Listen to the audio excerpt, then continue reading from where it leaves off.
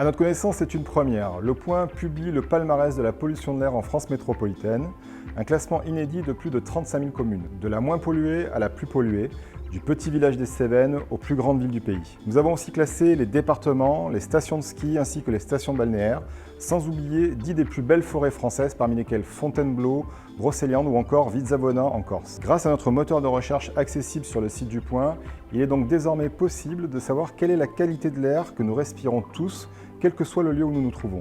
Le sujet est essentiel car la pollution de l'air fait entre 40 000 et 100 000 morts par an en France.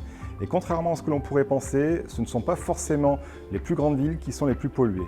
Comme le montre notre enquête, tous les Français, qu'ils vivent à la campagne ou dans les centres urbains, sont exposés à des niveaux de pollution qui dépassent les recommandations de l'Organisation mondiale de la santé.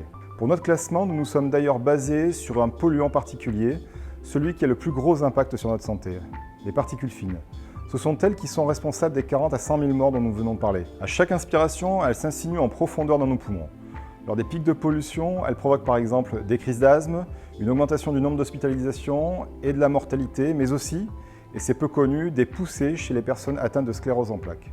En résumé, elles exacerbent une maladie déjà présente. Mais les scientifiques et les médecins s'inquiètent surtout des effets à long terme, même à des niveaux d'exposition faibles. On sait désormais que ces particules fines sont associées au cancer du poumon, au cancer du sein et probablement de la vessie, des voies digestives comme le côlon, mais aussi à des leucémies. Plus surprenant encore, ce polluant est aussi lié à l'autisme, à la démence et à la maladie d'Alzheimer et à la maladie de Parkinson. C'est de ce véritable fléau dont nous vous parlons cette semaine dans le Point. Un fléau auquel nous sommes tous exposés et qui pourtant, de l'avis des experts que nous avons interrogés, n'est pas assez pris au sérieux par les pouvoirs publics.